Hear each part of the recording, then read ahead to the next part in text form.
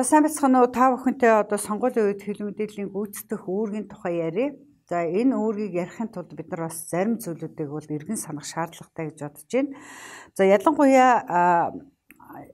сэтгүүл зүй ер нь юуны төлөө гэдгийн гол одоо сэдлэг нь юу юм бэ гэдгээс энийгээ эхлэе. За сэтгүүл зүй бол мэдээж хэрэг энэ бол хамгийн түрүү олон нийтийн үннийг мэдэх хэрэг ашиг байгаа. Тэгэхээр бид бол олон нийтэд үйлчилдэг. За дараа нь бол энэ олон нийтийн итгэл найдвар байгаа. За арчилсан одоо нийгэмд хэдийгээр мэдээлэл чөлөөтэй, мэдээллийн урсгал их байлаач гэсэн хамгийн идэвхтэй хүн ч гэсэн одоо өдөр тутмын бүх сонин уншаал одоо бүх телевизийн сувгийг үзээд энэ улс оронд одоо юу болж байгаа вэ?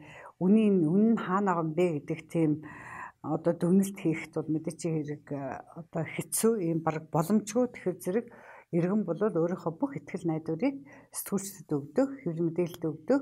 Миний өмнөөс яваад одоо мэдээллийг хайгаад, цуглуулад, тэрийгээ боловсруулад надад түгээгээрэй гэд.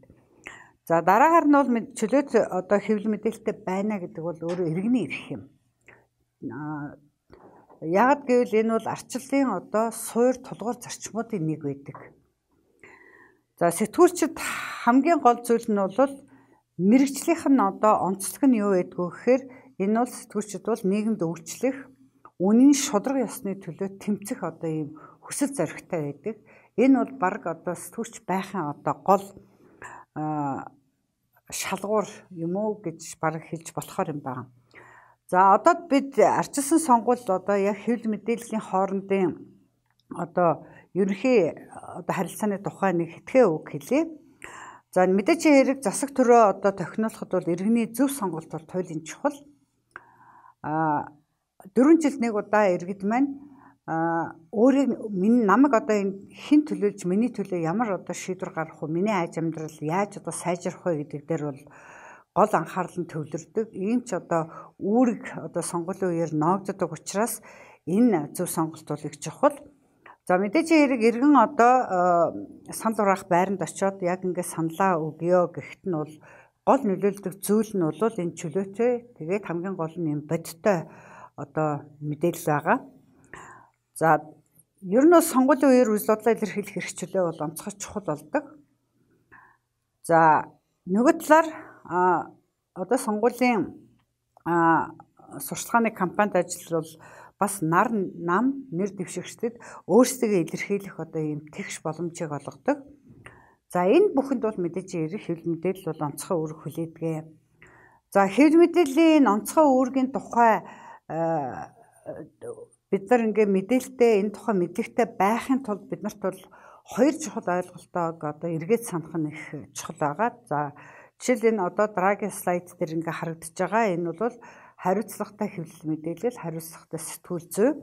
За эгэх хариуцлагатай хэвлэл мэдээлэл, эгэх хариуцлагатай сэтгүүл зүйн тухай ойлголт байгаа. За хариуцлагатай сэтгүүл зүй гэд бид нар одоо юу яриад байгаа юм бэ гэж.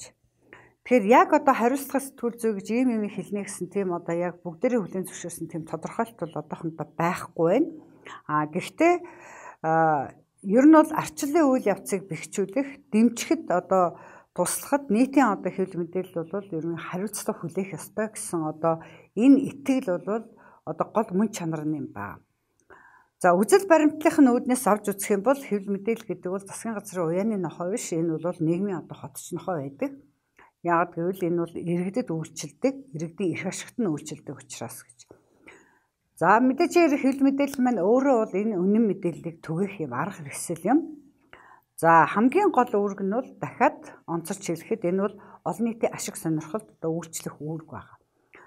За эцсийн нэг тэмдэглэвчтэй зүйл юу гэхээр зэрэг аливаа хэвлэл мэдээлэл бол соёлын ашиг сонирхлын тусгал байдаг. Хэвлэл мэдээлэл нь ямар байна?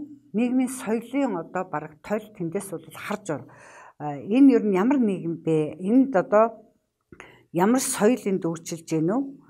Нийтдээ одоо нийгмээрээ ерөнхийдөө одоо энэ соёл төлөвшч үгүй юу гэдгийг бол ерөнхийдөө хэвлэл мэдээлэлээс бол ингэж харж болох юм байна.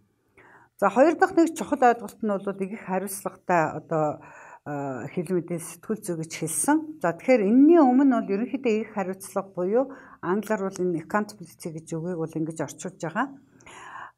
Англиас За энэ бол юун тухай ойлголт вэ гэдгийг эхлээд бүгдээрээ эргэн саная. Тэгэхээр игэх гэдэг энэ үг маань бол урагшаа хоошоо одоо энэ тасралтгүй үйл явцыг илэрхийлсэн юм үг байдаг. Одоо жишээлбэл хэн нэгэн хүнийг одоо албан тушаалаас юм өгүүлэн татах тухай бид нар бол хуулинд бичээстэй байдаг. За тэгэхээр засаглалын хэлбэрийн хувьд бол энэ мэдээж эргэнд үйлчлдэг төр. За энэтэй уялдуулаад зүгээр нэг юм ингээд сануулхад бол манайхын төрийн 3 өндөрлөг гэсэн үгийг бол маш их тийм түгээмэл өргөн хэрэгэлдэг. Тэгэхээр энэ үгээс бол бид нар татгалзах хэрэгтэй болсон гэж бодож байна. Яагаад гэвэл төрийн өндөрлөг нь бол ард түмэн юм. Манай үндсэн хуулийн 3 дугаар зүйлд бол угаасаа засгийн бүх эрх мэдэл бол ард түмний гарт байдаг. Ард түмэн бол өөрийнхөө одоо сонгосон элч төлөөлөгчөөр дамжуулан төрийн одоо хэрэгт бол шууд оролцоно гэдэг ингээд заасан байгаа. Тэгэхээр бидний одоо яриад идэх тэр өндөрлгүүд гэж хэлээд байгаа тэр одоо ерөнхийлөгч улсын их хурлын одоо эмхлэн байгуулсан засгийн газар гэдэг маань бол энэ бол өндөрлгүүд биш харин ард түмэн гэсэн өндөрлөгт үйлчлдэг одоо ийм этгээдүүд юм аа. За дараа нь энэтэй уялдаад нэг гарч ирэх зүйл бол энэ сайн засаглалын тухай ойлголт байдаг. Тэгэхээр яг сайн засаглал гэж энийг хэлнэ гэсэн бас тийм яг тодорхойлт байхгүй ч гэсэн сайн засаглал бол 3 үндсэн шинж чанартай гэдгийг бол бүгд хүлээн зөвшөөрсөн байгаа. За тэрний нэгдүгээрх нь бол иргэдийн оролцоо. За хоёр дахь нь бол ил тод байдал, гурав дахь нь бол энэ нийгмийн эрх харилцаа юм а гэж. Тэгэхээр энэ слайдн дээр ингээд заасан байгаа шиг ерөнхийдөө харахад бол төр бол байнга одоо иргэн рүүгээ иргэн байнга ингээд төр рүүгээ ингээд тасралтгүй одоо хоошоо урагшаа төр иргэн гэсэн одоо энэ үйл явцыг бол бидэнд хэлээд байгаа. За тийм учраас иргэндээ үйлчлэхийн тулд бол төр үүрэг хүлээдэг. За үүргээ биелүүлж чадахгүй бол энэ хариуцлагаа үүрдэг. За энэ хийсэн ажил одоо бүх зүйлийнхаа төлөө бол байнга одоо тайлагнадаг энэ одоо зүйлүүдийг бид нар энэ их хариуцлагын хүрээнд бол ойлгодог. За тэгвэл хэвлэл мэдээллийн их хариуцлага гэж юу юм? За хэвлэл мэдээллийн их хариуцлагын өмнө бол бүгдээ эргээд ингээд санахад иргэн мэдэх хэрэгтэй. Тэгэхээр мэдэх эрх заримдаа мэдээллийн эрх чөлөөч гэж бид нар ярьдаг, мэдээлэлтэй байх эрх гэж ярьдаг. Энэ маань бол өөрөө бүлэг эрх байдаг. За энэ бол мэдээллийг хайх, мэдээллийг хүлээн авах, мэдээлэл олж авах, за мэдээллийг түгээх дотор бол мэдээч эрг одоо мэдээллийг солилцох, хуваалцах одоо энэ бүх хэлбэрүүд нь ингээд орж идэг. Тэгэхээр энэ одоо мэдэх эрхээ эдлэхийн тулд хүмүүст бол чанартай мэдээлэл хэрэгтэй болдог. За тэр чанартай мэдээлэл нь бол нөгөө төрүүчийн хэлдэг иргэдийн одоо итгэлийг дааж байгаа тэр хэвлэл мэдээлэл маань. За их хариуцлага гэхээр мэдээж хэрэг одоо хэвлэл мэдээлэл иргэдийн одоо ийм хоорондын харилцааны тухай өөрөөр хэлбэл харилцан үйлчлэлийн тухай ийм ойлголт юм гэж та нар мэдж байгаа. За тэгэхээр энд бол хамгийн нэгдүгürt нь бол мэдээж хэрэг иргэдийн дуу хоолой байдаг.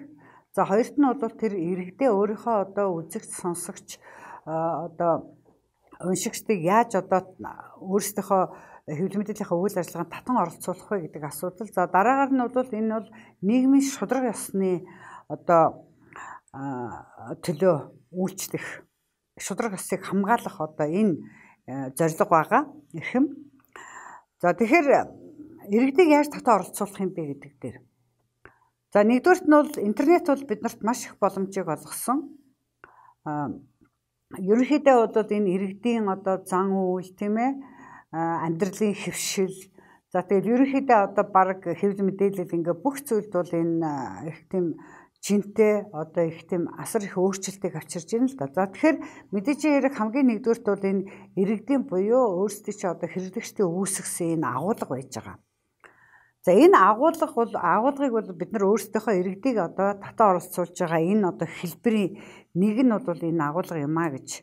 За харин яаж одоо энэ агуулгыг биш тийм ээ бид нар агуулгатай яаж харилцах вэ гэдэг нь бол тусдаа асуудал. За хоёр дахь нь бол иргэдэд санаа одоо бодлоо за өөрсдийнхөө үзэл бодлыг илэрхийлэх юм боломжийг бол бид нар олгоно. За гурав дахь нэг зүйл нь бол ялангуяа одоо мэдээллийн технологийн эрүүн үед бол бид нар иргэдийг одоо төөрөгдлөөс яаж сэргийлэх вэ гэдэг асуудал. Яг тэгэхээр зэрэг хэвлэл мэдээлэл бол дахиад хэлье энэ бол иргэдийн итгэл найдвар юм а гэж. За сонгуулийн үед энэ бидний одоо хариуцлагатай хэвлэл мэдээлэл сэтгүүл зүй энэ их хариуцлагатай сэтгүүл зүй чинь биднэрт яаж үйлчлэх вэ гэдгийг яхаа аргагүй бид нар энийг байнга ингээд санаж явах хэрэгтэй болно. За сонгуулийн үеэр одоо мэдээллүүд явдаг. За мэдээлэл нь бол яг хэрэг дээрээ бол энэ 3 төрлийн мэдээлэл бол одоо хүмүүст хүрж байгаа. За нэгдүгээрх нь бол сэтгүүл зүйн мэдээлэл байгаа. За сэтгүүл зүйн хараат ус мэдээлэл. За дараагийнх нь бол сурталчилгаа байгаа. За тэрний дараагийнх нь бол зар сурталчилгаа байгаа. За зар сурталчилгаа гэхээр ойлгомжтой. Одоо тэгэл би бол хамгийн мундаг шүү, тийм ээ. Манай нам бол айгүй мундаг шүү. Та нар ингээд саналаа өгөөрэй гэсэн одоо ийм богино хэмжээний зар сурталчилгаанууд явна. За сурталчилгаа гэдэг маань бол ерөнхийдөө одоо сонгуулийн кампанид ажиллахын үеэр нам нэр дэвшигчдэд хуулиар олгогдож байгаа одоо тэр бүх зүйлийг төлбөртэй ерөнхийдөө хийдэг. Ганцхан олон нийтийн радио телевизэд бол үүргийнхаа хүрээнд бол одоо төлбөргүй хийдэг ийм одоо нэвтрүүлгүүд байгаа. За тэгэхээр сүүлийн хоёр нь бол мэдээж хэрэг энэ бол цэвэр 8. Би одоо өөрийнхөө зай талбайг өглөө, эфирийнхаа цагийг өглөө. Чи оронд нь өөрийнхөө юм хэлээрэй гэсэн одоо ийм л 8 юм. Тэгэхээр энэ одоо энээс олж байгаа орлого бол мэдээж хэрэг яг сонгуулийн хараат ус сэтгүүл зүгээ дэмжихэд бол энэ орлого нь бол зарцуулагдана гэдэг одоо гол юм санаа. За тэгэхээр олон нийтийн радио телевизийн хувьд бол өөрийн хуультай одоо өөрийн тодорхой одоо хуулиар хүлээсэн одоо үүргэд байгаа. За арилжааны хэвлэл мэдээллийн хувьд бол энд яах вэ? Ялангуяа одоо арилжааны одоо телевиз, радио, өргөн нэвтрүүлгийн одоо энэ сувгууд байна. За энэний одоо ашиг сонирхлын солилцол юу гэдгийг бэ гэдэг нь бол яг энэс бол бас одоо сонгуулийн мэдээлэл аль хэр бодиттой шударга байна вэ гэдэг нь бас хамаардаг.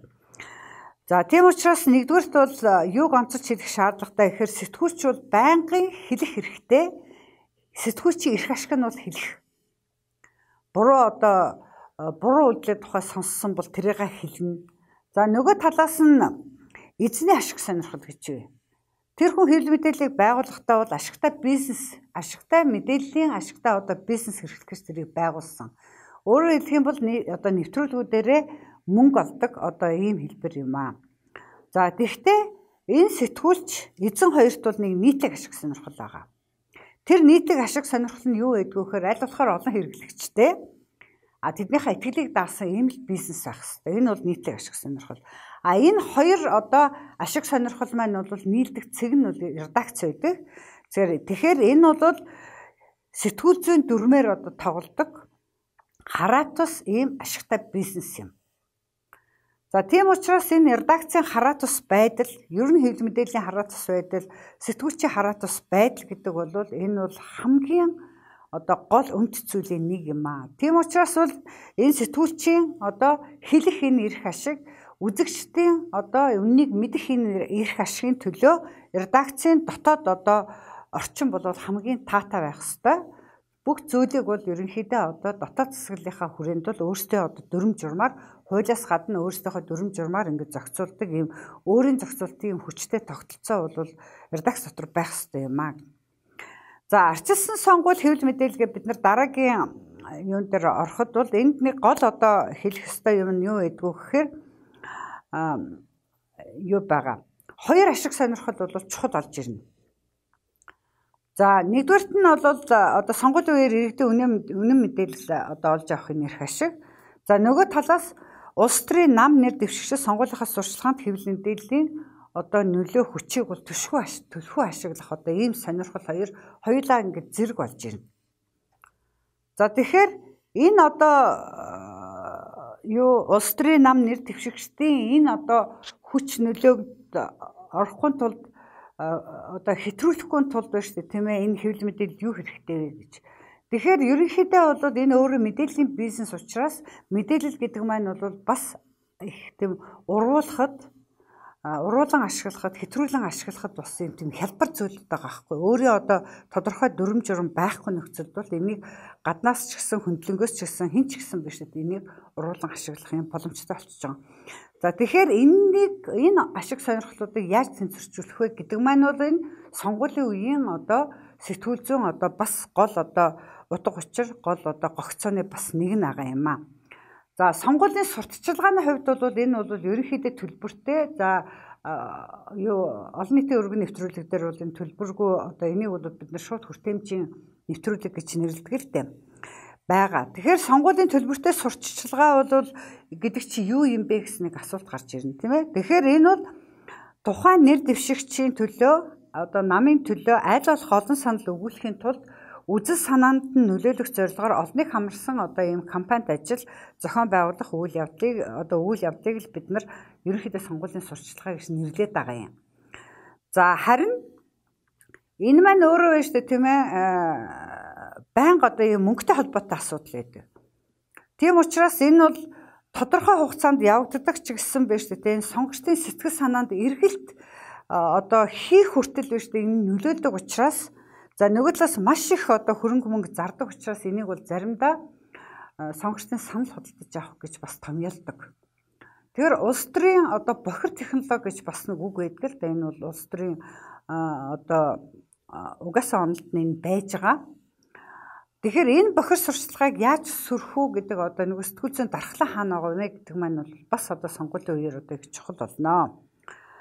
За ерөнхийдөө сонгуул одоо сурталчлах энэ ажил маань бол хоёулаа ингээд хоёр өөр мөртөө энийг бол ерөнхийдөө сонгуулийн үеэр хэвлэл мэдээллийн одоо хос үүрэг гэж хэлж байна. Өөрөөр хэлэх юм бол одоо хос морьтойгоор л ерөнхийдөө одоо хэвлэл мэдээлэл маань юунд орохны гэсэн үг тийм. За тэгэхээр сонгуул гэдэг маань өөрөө одоо ямар үйл явц юу юм бэ гэхээр зэрэг иргэд бол энэ сонгуулиар өөрийнхөө эрх мэдлийг өөрийнхөө нөгөө одоо засаг барих тийм ээ одоо тэр эрх мэдлээ найр тавин шилжүүлчихэж байгаа. За найр тавин шилжүүлэхдээ иргэд ууштай байнга өөрийнх нь эс төлөвлөгч яаж ажиллаж байгаа юм бэ гэдэг дээр хяналтаа тавих хэрэгтэй болно. Тэгэхээр хамгийн идэвхтэй иргэн ч гэсэн одоо өөрөө гүгээд ингээ хяналтаа тавьж чадахгүй учраас дахиад нөгөө бүх өөрийнхөө ихтгэл найдварыг хэвлэл мэдээлэлд ингээд өгчөж байгаа учраас хэвлэл мэдээлэл бол нийтийн ашиг сонирхлын төлөө байнга эрх мэдлүүдэд бүх засаглалуудад өөрөөр хэлэх юм бол хууль тогтоох одоо гүйцэтгэх засаглал шүүх одоо засаглал энэ эрх мэдлэлд бол байнгын хяналтаа тавьж явах хэрэгтэй болно. За тэгээд ялангуяа одоо сонгуулийн үеэр бол бас энэ маань одоо чухал болно. За сонгуулийн сэтгүүл зүйн хувьд бол ерөнхийдөө 3 чухал үүрэгтэй гэж үздэг. За нэгдүгээр үүрэг нь бол мэдээж хэвлэл мэдээлэл сонгуулийн одоо тухайн мэдээлэх юм одоо үүрэг байгаа. За энэ үүргийн хувьд бол одоо 3 зүйл их чухлаа. За нэгдүгээрх нь бол хэвлэл мэдээлэл сонгуульд өрсөлдөж байгаа улс төрийн нам хүчин нэр дэвшигчдийн одоо кампанит ажил энэ одоо аяныхын тухай шударга мэдээлэл түгэх үүрэгтэй. За тэгэхээр сонгогчид бол хэвлэл мэдээллийн хэрэгслээс сонгуульд өрсөлдөгчдийн хоорондын ялгаа нь юу юм бэ? Одоо тэдний хооронд ер нь ялгаа байгаа юм уу үгүй юу гэдгийг олж мэднэ. Тэгжээч одоо бас энэ сонголтонд нөлөөлдөг. За дараа нь хэвлэл мэдээллийн хэрэгсэл мөн одоо хүмүүсийн үзэл бодлыг дамжуулна. За түнчлэн сонгогчдын боловсрол зориулсан одоо би иргэн хизээ яаж саналаа өгөх юм, хаана өгөх юм, сонгуульд одоо оролцохын ач холбогдол нь юу юм, сонгогдож байгаа одоо тэр албан тушаал нь юу одоо ерөнхийдөө ч юм уу их хурлын гишүүн юм уу те. За тэгээ ажил үүрэг нь одоо энэ яг үүрэг нь юу юм. За санал хураалт одоо нууц явж байгаа юм уу, ил явж байгаа юм уу, энэ тэрэг гэх мэтийн одоо бусад олон одоо зүйлүүдийг эндээс мэдээлэх одоо хүлээж авах боломжтой. За дараагаар нь ямар ч сонгуулийн үеэр бол одоо онцлог юм үйл явдлууд болдог. За энэ үйл явдлуудын тухай сонгогчдод бол шуурхай мэдээлэх үүрэгтэй. За ингэж мэдээлэхдээ бол мэдээж шударга аль нэг талыг баримтлаагүй байх нь бол одоо чухал байгаа. Яагаад гэхээр одоо ихэнхдээ юу сонгуулийн үеэр бол мэдээний хөтөлбөрүүд бол тийм нэг сонгуулийн штабуудын мэдээний цуглуулга болчихдог л та. Гэтэл хэвлэл мэдээлэл бол яг тэр одоо жишээлбэл нэг намын одоо сонгуулийн нээлт болж ийн гэхэд тэнд бол сурвалжлагч нь өөрөө очиж бигдаасаа одоо ийм сурвалжлага мэдээ бэлтгэх юм бол энэ бол мэдээж хэрэг одоо хамгийн зөв. За дараа нь бол сонгуулийн хөтөлбөрийн одоо дүр шинжилгээ, харьцуулалт, амлалтын утга учир, өмнөх амлалтынх нь хэрэгжилт тийм ээ. За сонгогчдын зөв сонголтод бол энэ бол мэдээж хэрэг хамгийн чухал зүйлийн нэг байгаа. Сонгогч бүхэн бол яг өөрөө ингээ бүх мөрийн хөтөлбөрүүдийг уншаад ингээд өөрөө дүн шинжилгээ хийх одоо тийм бас нэгдүгээрт цагийн ч боломж авахгүй, хоёрдугаарт бас тодорхой хэмжээгээр хүн бүхэн тийм одоо чадвартай бас биш байдаг. Тийм учраас бол энэ гол одоо зөв сонголтод нөлөө үзүүлдэг ийм нэвтрүүлгүүдийг бид нар байнга хийх хэрэгтэй юм байна. За тэгээ мэдээч хэрэг энэ бол хараат ус байж сонгогчдын эрх ашигт бол илүү нийцнэ. За дараа нь хоёр дахь үүрэг нь бол одоо түрүү чи миний бас дурдсан энэ одоо хотчнохон үүрэг байгаа. За энэ маань бол ерөнхийдөө хяналтын үүрэг. За тэгэхээр санал хураалт аль хэр шудраг болж байгаа юм тийм ээ. Энд бол хэвлэл мэдээлэл бол хяналттай байна. За энэ үед бол ямар нэгэн одоо булхаа гарч ийн үү, лойвор гарч ийн үү, ерөнхийдөө сонгуулийн ерөнхий хороо салбар хороод нь шудраг ажиллаж байгаа мó, одоо авилга хээл ахуул гарч байгаа мó үгүй юу. Ерөнхийдөө одоо тэгэл хэвлэл мэдээлэл бол одоо саналын хуудас ингээд хэвлэгдэхээс нь эхлээл хэвлэгдэх тийм ээ. Одоо энэ бүх бүртгэл одоо сонгогчдын бүртгэл энэ бүх одоо үйл явцад нь одоо хяналт тавьж тэнд одоо тодорхой хэмжээгээр одоо дунд нь лойвор байна уу, одоо энэ шудраг явагдаж гэнэ үү гэдэг хяналт тавих хэвцээтэй юм байна. За хамгийн гол 3 дахь бас нэг зүйл нь бол юу байдгүй гэхээр хэвлэл мэдээлэл бол сонгогчийн дуу хоолой авах хэрэгтэй. Тэгэхээр сонгуул гэдэг бол зөвхөн одоо улс төрчдийн хэрэг биш л дээ. Тэгэхээр энэ бол бүх нийтийн үйлс. Ийм болохоор хэвлэл мэдээллийн одоо хэрэгсэл бол жирийн иргэдэд улс орны одоо амьдрал хөгжлийн асуудлын талаар санал бодлоо илэрхийлэх боломжийг олгоно. За энэ бол зөвхөн одоо нэг гудамжинд явж байгаа хүмүүсээс саналыг аваад эсвэл одоо үзэгчтэй студентийн хэдэн хүн одоо дуудаад энэ саналыг асуу гэдэг тухайн асуудал биш, мөн чанар нь тийм хэлбэр бол байна. Гэхдээ ийм боломжгүй хүмүүсийн нэрийн өмнөөс бол дуугарах хэрэгтэй. Тэгэхээр одоо жирийн одоо ядуу иргэдэд яг чухам юу хэрэгтэй байгаа юм бэ гэдгийг тэр бол судалж одоо мэдснийхаа хүрээн дээр бол тэр иргэдийн одоо дуу хоолой болно гэсэн. Гэхдээ мэдээч хэрэг энд зүгээр сануулхад бол хязгаарч үштэй тийм ээ. Өөрийнхөө бодлогыг бол одоо өөрийнхөө үзэл бодлыг бас сэтгүүлчид бол юу яахгүй. За мэргэжлийн сэтгүүлчид бол хэн нэгнийг одоо аль нэг намыг бол хит дүйлгэн магтах, өмгөөлөх, хамгаалах, одоо эсвэл одоо хэн нэгнийг одоо хурцаар шүүмжлэх нь бол их өрөөсгөл. Тэгэхээр энэ бол сонгогчдыг төөрөлдүүлэх уршигтай. За дараагийн нэг одоо зарчим бол сонгуулийн мэдээлэл аль болох одоо олон ургалж байж ч сонгогчдод зөв сонголт хийхэд илүү боломж олгодог. Ганцхан хүний дуу хоолой биш. За дараагийн одоо 3 дахь ерөнхий зарчим гэх юм бол сонгуулийн мэргэжлийн өндөр түвшинд сурвалжлах мэдээлэх нь сэтгүүлчийн үүрэг одоо зөвхөн биш. Энэ бол олон нийтийн тэгээд улс орны ирээдүйн одоо өмнө хүлээж байгаа юм хариуцлага. Тэгэхээр мэдээж хэрэг сэтгүүлчүүд өөрөө сонгогч хэн нэгэн намын төлөө юм уу, хэн нэгэн одоо намын нэр дэвшигч юм уу, одоо бие даагч юм хэн нэгэн хүний төлөө мэдээж хэрэг саналаа өгнө. За гэхдээ яг энэ сонгуулийн үеийн сэтгүүлчийн ажлыг эрхлэхдээ өөрийнхөө одоо энэ мэргэжлийн гол мөн чанар одоо чанарыг бол байнга санагалзаж явах нь бол их чухал байдаг. За эцэс нь одоо хэлэхэд бол мэдээж хэрэг сонгуулийн үеийн сэтгүүлчид бол мэргэжлийнхаа ёс зүйг ингэж байнга ингэж санаж явах ёстой. Ийм одоо гол зүйлүүдийг юу яа дурдъя. За энэний дараа бол би зүгээр бас юу яадаг юм уу? Ерөнхийдөө практикт одоо тохиолддог. Манай практик тохиолддог одоо ийм гол нийтлэг алдаануудыг бас ерөнхийдөө юу яадаг юм уу? Товчос дурдчихдаг юм уу гэж ингэж бодож байна. За ерөнхийдөө ямар нийтлэг алдаа бид нар гаргаж ийн гэхээр баримт цэлтийн одоо нягтлахгүйгээр сонссон дууссандаа бас итгэдэг ийм алдаа байдаг. Тэрийг бичдэг эсвэл одоо хэлждэг.